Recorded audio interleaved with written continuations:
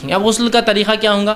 آپ حمام میں داخل ہوئے، چاہے پانی بکیٹ میں ہو، چاہے رننگ واٹر ہو، آپ کے شاور سے آتا ہو یا کوئی اور ذریعے سے آتا ہے. مختلف چیزیں آج کل ہوتی ہیں. شاور کے علاوہ بھی دیواروں میں سے پانی نکلتے ہیں آج کل، نیچے سے اوپر تک سسٹم ہوتا ہے اور پورے آنگ پہ پانی اڑتا ہے. آدمی کانچ کے ہوتے ہیں جنرلی، اندر چلا جاتا ہے اور اس میں سے پورے پانی نکلتے. بہرحال مختلف چیزیں اللہ نے دے رکھی ہے لوگوں کو، تو لوگ استعمال کرتے ہیں. بہرحال جو بھی ہو، آپ 3 بار وہ کریں گے.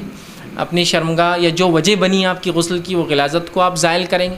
ٹھیک ہے. اس کے بعد آپ وضو کریں گے جس طرح سے وضو ہوتا ہے. اب طہارت بیت الخلاء میں جانے کی دعا ہوا میں نہیں سکھاؤں گا، پہلے ہو چکا 2-3 ہفتے پہلے جانے کا، وہ سب پورا رفع حاجت کے مسائل ہو چکا ہے. تو لہٰذا میں اس لیے وہ بات نہیں رکھ رہا ہوں، ورنہ پھر اس کو ایڈ کریں گے تو کئی چیزیں اضافہ ہو جائیں گی، بہت مشکل ہوگا مجھے سمجھانا آپ. ٹھیک.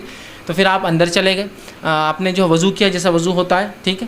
چاہے تو پیر ساتھ دھو لے یا بعد میں آخر میں، تاکہ چھینٹے اڑنے کا ڈر ہے تو آخر میں دھو لے. ٹھیک ہے. اس کے بعد جب وضو کا ہو گیا معاملہ، تو اس کے بعد آپ سر کو دھو لیں اچھے سے، تاکہ غسل جنابت ہے تو جڑوں تک پانی چل جائے. اس کے بعد سیدھے طرف بھگا لیں، مطلب شاور ہے تو آپ ادھر سے شروع کریں پھر ادھر آ جائے. ٹھیک. مطلب سیدھے طرف پہلے وہ کر لیں تاکہ سنت بھی ادا ہوتی ہے، اور پانی گر رہا ہے تو ظاہر سی بات ہے کسی ایک طرف ڈالنا نہیں ہے، صرف ایک طرف ہونا ہے آپ کو. تو سیدھے طرف ہو جائے، الٹے طرف ہو جائے، اور پورے آنگ کو مل لے. اور ان مقامات کو خاص طور سے جہاں ہو سکتا ہے پانی نہ جائے، بغل ہو سکتے ہیں، ناف ہو سکتی ہے، اسی طرح شرمگاہ کا پچھلا حصہ ہو سکتا ہے، گھٹنے کا پچھلا حصہ ہو سکتا ہے بیٹھ کر نہا رہے ہیں، یا مختلف پوزیشنز کے اعتبار سے مختلف اعضاء ہو سکتے ہیں سوکھی رہ جائے، ان کا آپ ضرور خیال رکھیں اور ان کو دھو لیں. عورتیں ہوں بہت گھنے بال ہو، جس نے وہ پلیٹ والی چوٹیاں ڈالی رکھی ہو جو بہت زیادہ ہوتی ہے، تو وہ اگر 3 بار بھی پانی ڈال لے تو انشاءاللہ ان کے لیے کفایت کر جائیں گا. سہولت ہو تو بہت اچھی بات ہے، دھو لے. نہ ہو تو بہرحال ان کے لیے یہ سہولت بہرحال شریعت نے بہرحال دے رکھی ہے، اور پورا جسم جو ہے وہ کر لے مکمل. یہ بہرحال غسل کے تعلق سے کچھ باتیں تھی. بہرحال اس معاملے میں یہ بھی ہو سکتا ہے کہ مرد اور عورت یاد رکھیے ایک ہی برتن سے غسل لے سکتے ہیں. ایسا ہو سکتا ہے کہ گھر میں حمام ہو، نماز کا وقت کم ہو، یا دوسرے مسائل ہو کہ گرم پانی بعد میں نہیں ملیں گا، تو میاں اور بیوی مرد اور عورت جو ہے ایک ساتھ نہا سکتے ہیں، تو ایک برتن میں سے پانی لے سکتے ہیں. یہ بات میں اس لیے رکھ رہا ہوں کہ بہت سے لوگ یہ سمجھتے ہیں کہ عورت کا بچا ہوا پانی ناپاک ہوتا ہے. ایسی کوئی صحیح روایت نہیں ہے اندر کی.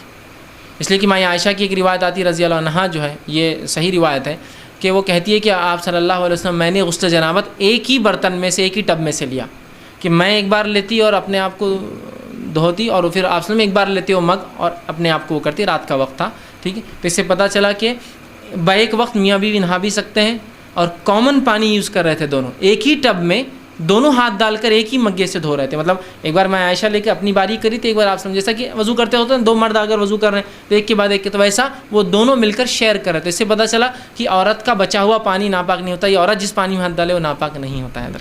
اور دونوں بھی جنابت کی حالت میں تھے، مطلب میں عائشہ بھی ناپاک تھی اور وہ بھی تھے، لیکن دونوں نے پانی ہاتھ ڈال کر لیا. تو اس سے بات سمجھ میں آ رہی ہے کہ وہ بات درست نہیں ہے کہ عورت کا بچا ہوا پانی ناپاک نجس ہوتا ہے. بہت سے لوگ سوال کرتے ہیں کیا گھر میں عورتوں نے جو پانی استعمال کیا ہم کر سکتے ہیں؟ بالکل آپ کر سکتے ہیں، اس لیے کہ ویسے پانی کی قلت ہے، آپ بالکل یوز کر سکتے ہیں، کوئی مسئلہ نہیں. اس لیے کہ اس کے تعلق سے کوئی ممانعت کی کوئی روایت نہیں ہے، بلکہ یہاں تو صحیح روایت ہے کہ دونوں نے ایک ہی ٹب میں سے پانی لیا. وہ ہاتھ ڈالتی ایک بار اور وہ کہتی میں لیتی، پھر آپ ہاتھ ڈالتے اور آپ لیتے.